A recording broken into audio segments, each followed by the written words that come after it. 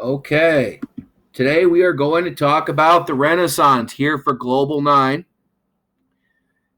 And whenever I've taught the Renaissance, I always like to have a little trick.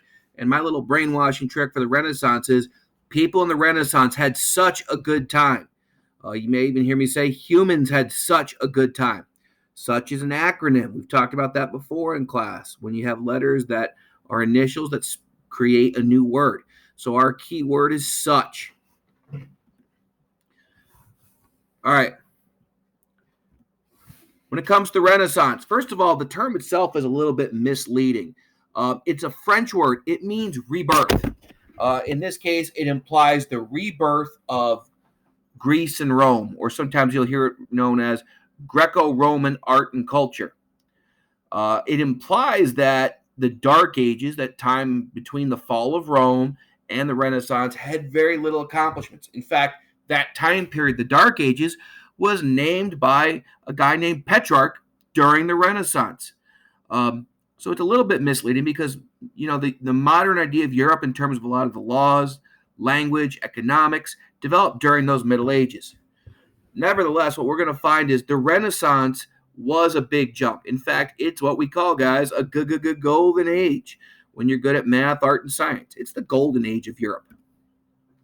So anyway, when we talk about the Renaissance, we like to say humans had such a good time. Secular, urban, classical, and humanistic. Back when we had the 9th and 10th grade regents all together, I could guarantee you at least two of those words would be on the regents. When we talk about our 9th grade tests and quizzes and the 9th grade final exam, those words are important. So let's break them down into greater detail. Secular. All right, secular means living for the here and now. You're not just waiting for the afterlife. You're not just sitting there going, well, let me just sit here and wait till I go to heaven, hopefully. It's kind of the original YOLO, if you think of it that way. Art and beauty, you start to appreciate them more just for the sake of doing that. Prior to the Renaissance, artwork was considered unworthy by the Catholic Church unless it had religious themes. Paint Jesus, paint Mary, paint the apostles, the Last Supper. But if you were doing non-religious artwork, it was considered, irrelevant. Now you're doing art and just to appreciate art. It went against the medieval church's teachings that anything that's not dedicated to religion is irrelevant. And really, one of the best examples of that secular idea in the Renaissance comes from a word called the vernacular. For the longest time, the only books were written in Greek or Latin. Why? Because those were the languages that the Bible was written in. I remember talking to my parents when they were little kids. They went to Catholic school and they were taught in Latin class as a part of their curriculum. My grandma used to tell me how, like, the Catholic Church masses were said in Latin. Now we see people writing stuff in the vernacular, the actual language of the people. So if you live in a Germanic state, because there was no Germany back then you would write something in German. That's the vernacular. The vernacular in France would be French. So the idea is now all of a sudden books were written in the vernacular, the language people were actually speaking, not Latin and Greek, and that meant more people could read, so literacy rates would increase. Urban. You guys learned this word back in grade school. Urban means cities, and the Renaissance started in the city-states of Italy. There was no Italy. Italy will not become a country until the mid-1800s, but you had these city-states in Italy, kind of like ancient Greece, that were powerful little mini nations. Venice, Florence, Milan, the Papal States, and they were incredibly wealthy. They were run by wealthy families like the Medici, who we'll speak about later on, and the Borgias. These people are merchants, they're bankers, they're politicians, they're rich and powerful. And what do rich people like to do? They like to show off their money. So how do you show off?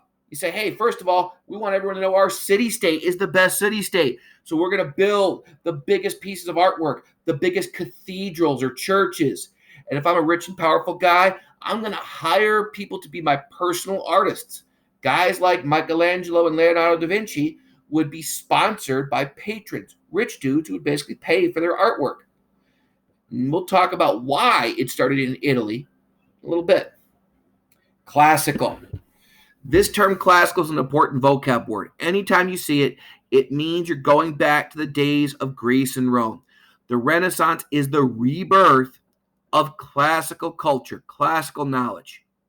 It's the glorification of the things that had fallen apart in Europe and disappeared because of the Dark Ages: Greco-Roman art, science, architectural styles. One of the things that brings back this classical knowledge is the fall of Constantinople. Before Constantinople fell, the last Byzantine emperors loaded up Greek scholars, meaning Byzantine scholars, sent them on ships, said, take all your books and go back to Italy. So all of a sudden, Europe is transformed with this new knowledge, this interconnectedness, or cultural diffusion. The most important word for the Renaissance is humanism. Humanism is the idea that mankind is special. The Italians talked about virtue, the quality of men, the idea that people are special, they're worthy of study. In fact, even religion starts to take more of a humanistic tone. Now, all of a sudden, when you see religious artwork, the people have human faces, human features. The Holy Family, Jesus, Mary, and Joseph, were portrayed in artwork more as a family. But it goes way more than that. If you're going to practice humanism, you need to study the things that make us human. The science of anatomy, something that the ancient Egyptians first developed, now becomes all the rage. You're going to have, Renaissance artists participating in autopsies. But not only that, it's history, English, different languages. In fact, in our high school, the history department, the ELA department, and the foreign language department are all in the same wing, B wing. It used to be that those departments were called the humanities departments. And the guy who's the father of humanism, at least that's what he's often known as, was a dude named Petrarch, who really advocated for this idea of study mankind, our history, our language, and what it means that makes us human. All right, so back to Italy. Why Italy first? Because they're the middlemen of Europe. In business, there's an old saying, it comes down to location, location, location. Italy has the best location. They are that big old boot-shaped peninsula right in the middle of the Mediterranean Sea, which means they're right in the middle of all those important sea and trade routes. Prior to the Renaissance, they had trade with Constantinople. They're going to have trade. The merchants in Venice are going to have trade with the Ottomans. And you're going to get some people who become incredibly rich. Again, people like the Medici. They're bankers, they're merchants. They're the guys who, when kings need loans, when the Pope needs loans, they have to go to. And because they're rich, again, they want to show off their wealth. They become the patrons or the sponsors of art. Pretty good map here if you want to take a look. It shows these trade routes. Again, look at Italy, the boot right there in the middle of the Mediterranean. And now look at all those different lines that go right by or into Italy. You can't trade without Italy, which means they are going to make a fortune. Not only will they have money for the Renaissance, but they're going to get the most interconnectedness, or cultural diffusion. Okay, I'm going to go over this topic very quickly, but basically there are two Renaissances. There's one in Northern Europe, think places like England and Germany, and there's one in Southern Europe, Italy. We're really going to focus on the Italian Renaissance. Why? It's the most fun. Big ideas. In both parts of Europe, you have humanism. Again, this study of what it means to be a person. This is a golden age. The Renaissance is an example of a golden age. So we see art and scientific accomplishments. We see lots and lots of literature, and I'll give you some examples soon. But the big idea is this use of vernacular, writing in the language of your people. And that is going to increase cultural diffusion because it's easier to understand your own language instead of saying to somebody else, hey, can you translate Latin for me? And it's also going to lead to some big shakeups and changes in Europe.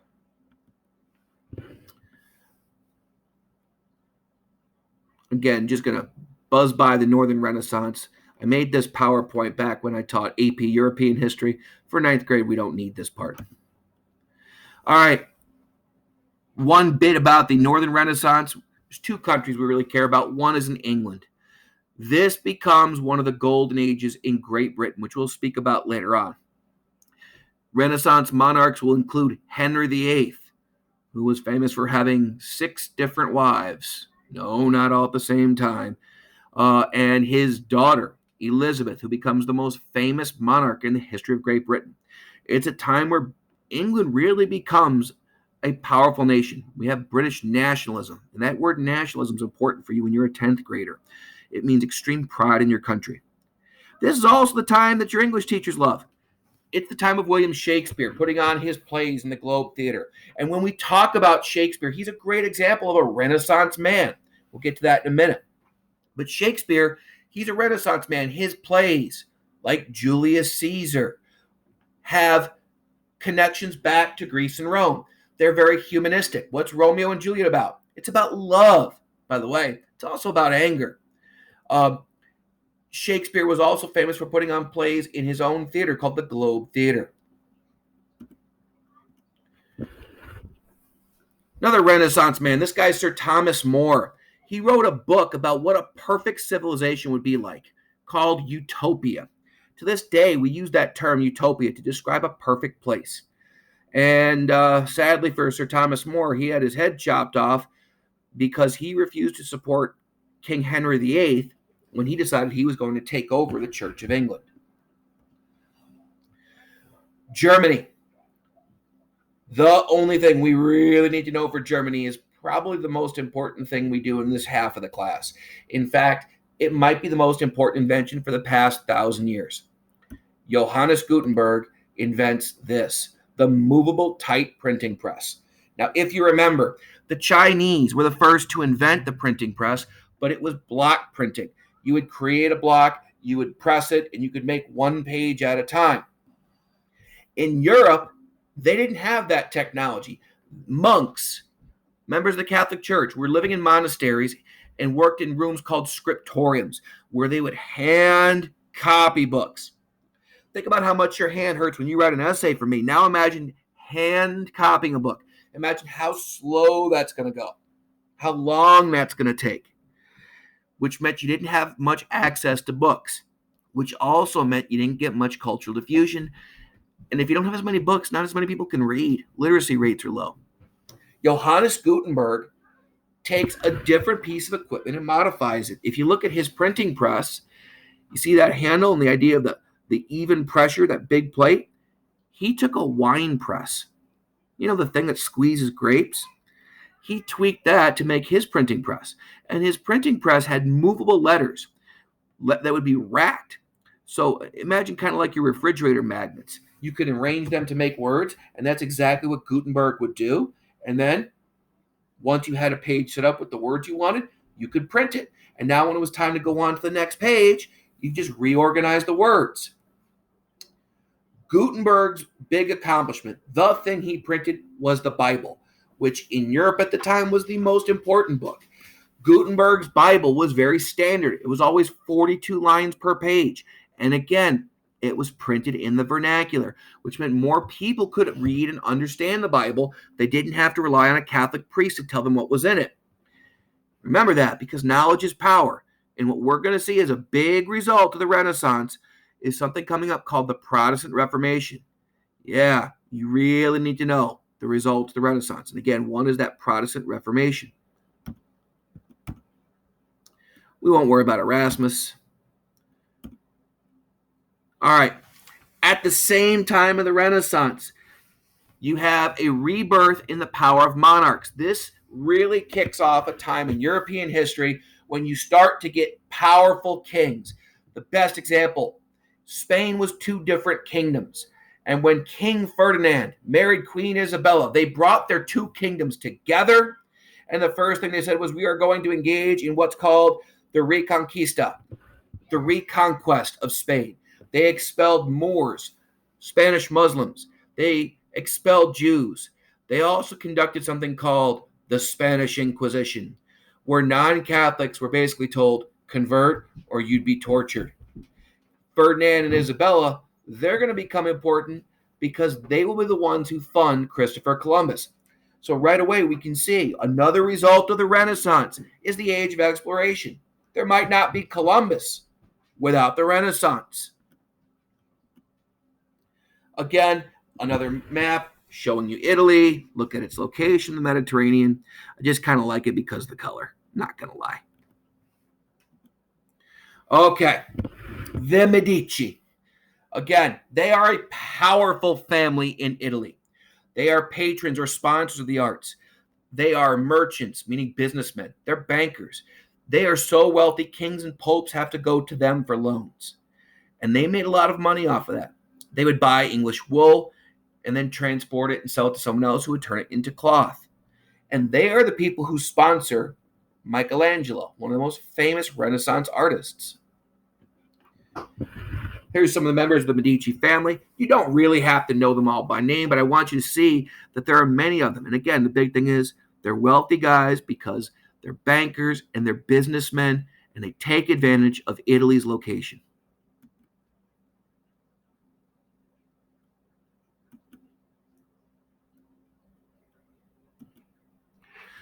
All right, let's get to the good stuff. Let's talk about Renaissance artists.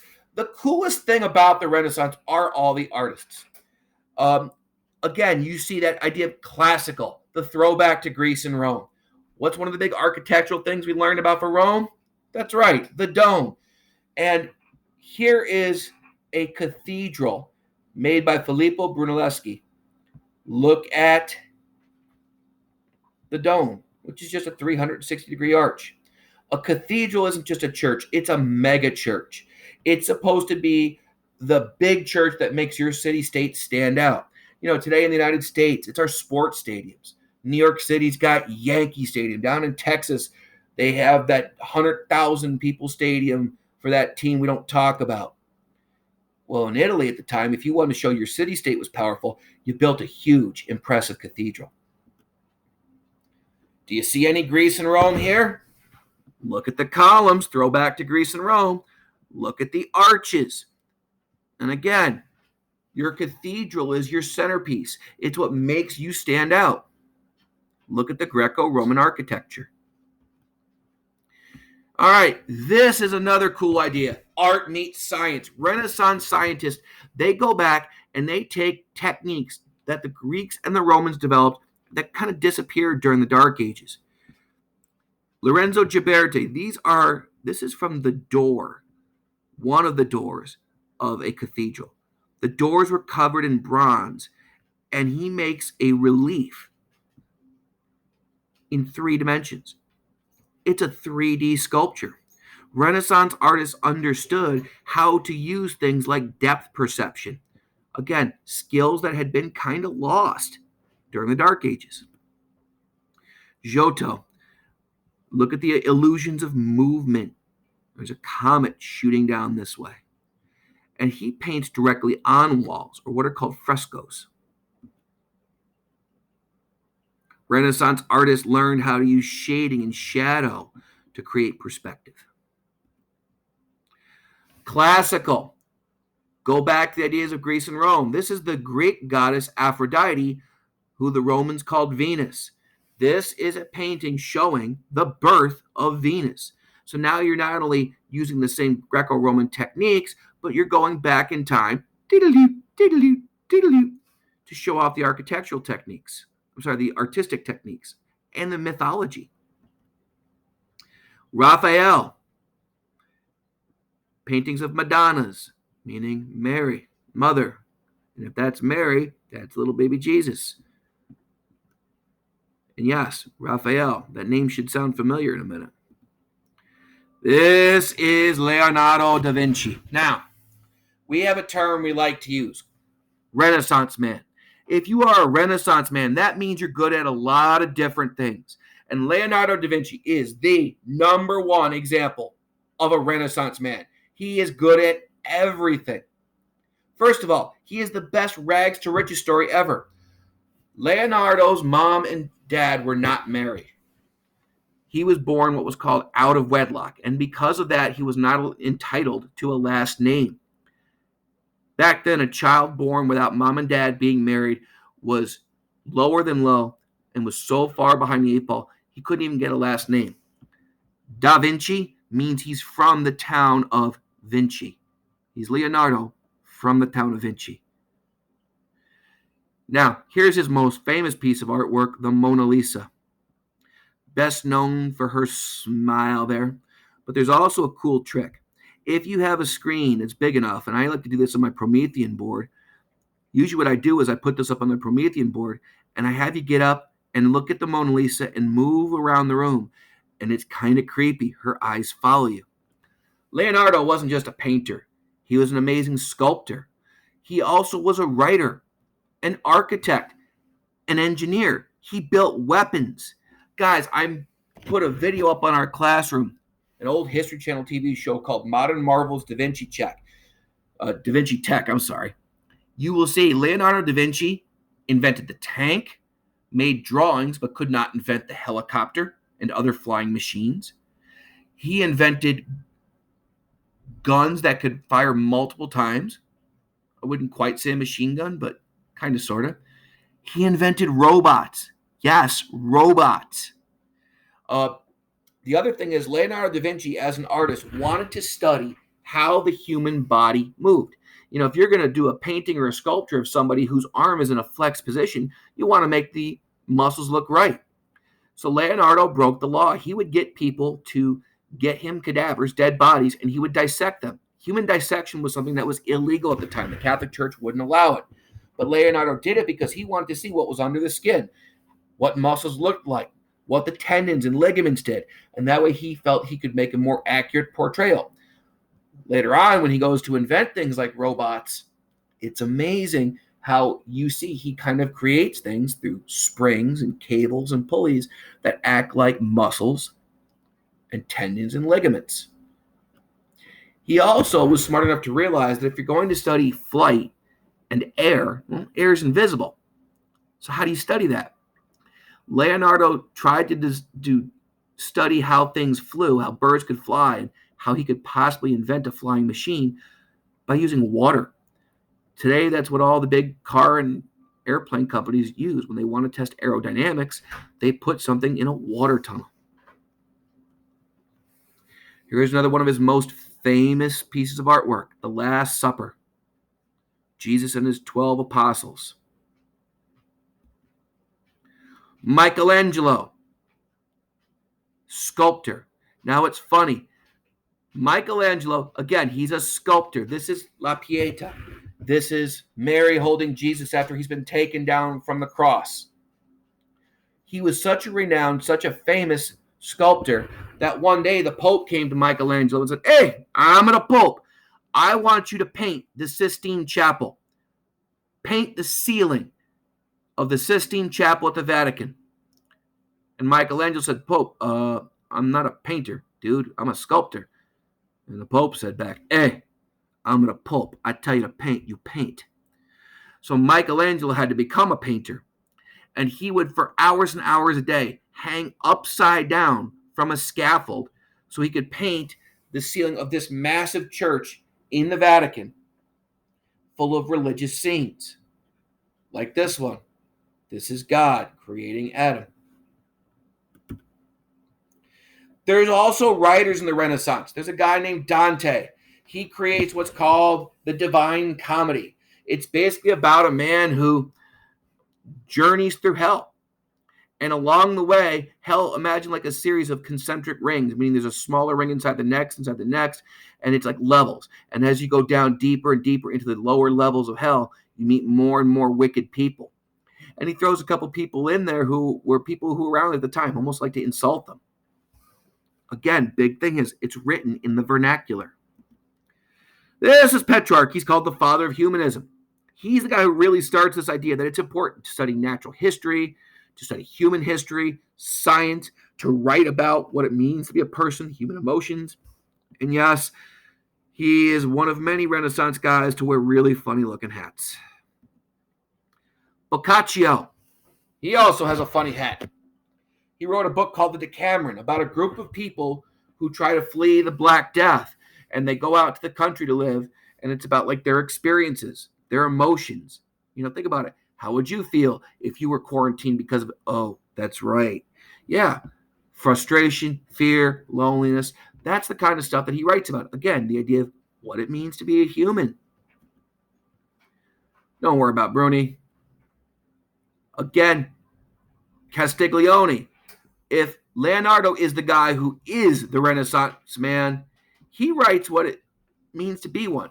According to Castiglione, if you're a Renaissance man, you are well-rounded. You're good at many, many things. And believe it or not, you need to have manners. He writes about what it should be to have manners and why what I just did was rude. This is my favorite Renaissance guy, Niccolo Machiavelli. He is important for 10th grade. I will repeat that. You need him for 10th grade, even though he's dead in all your 10th grade stuff. Machiavelli was a politician. He ran an Italian city-state. He was kicked out of his city-state. The Medici overthrew him. So, to get back at the Medici, he wrote a book called The Prince, about what an effective ruler is. And according to Machiavelli, it doesn't matter if you're liked or loved. According to Machiavelli, your only job as a ruler is to stay in power. And the big quote we have from Machiavelli is, the ends justify the means. Let me say it again. Machiavelli, the ends justify the means. According to Machiavelli, a politician, a ruler, can do anything he wants to stay in power. Lie, cheat, steal. In Machiavelli's case, to get away from Medici, fake your own death. Hey, for you Tupac fans, Tupac's got an album called Machiavelli. Think about the rumors that he faked his own death. Okay, Tupac must have learned a little bit of global studies. But why do we care about Machiavelli? He writes this book saying it's the only job of a ruler to stay in power, do whatever you have to do. You got to kill people, fine. You got to take away people's rights, fine. We call his book, The Prince, the playbook for dictators. According to Machiavelli, guys in the 20th century that you're going to learn about in global studies, guys like Joseph Stalin, who are ruthless, who kill people, who deny people their rights, hey, you're an effective leader. All right, as we wind down here, I got a couple little brainwashings. Again, if I say Renaissance, you say people had such a good time. What does such mean? Secular, urban, classical, and humanistic. Learning trick number 2, remember your Ninja Turtles. Guys, if you need some Renaissance people, remember Michelangelo, Raphael, Leonardo, and poor Donatello got cut off in his name. But yeah, the Ninja Turtles are named after the 4 most famous Renaissance artists. Last thing, the Italians had the medicine to cure Europe. And if you look, I had caps and bolded up the Medici. Why? Because the Italians, especially people like the Medici, were wealthy from all the trade and all the cultural diffusion that Italy had because it was in the middle of the Mediterranean Sea. All right, that's all we have for today. I hope you got something out of this. And until then, log off and plug in your chromies, homies.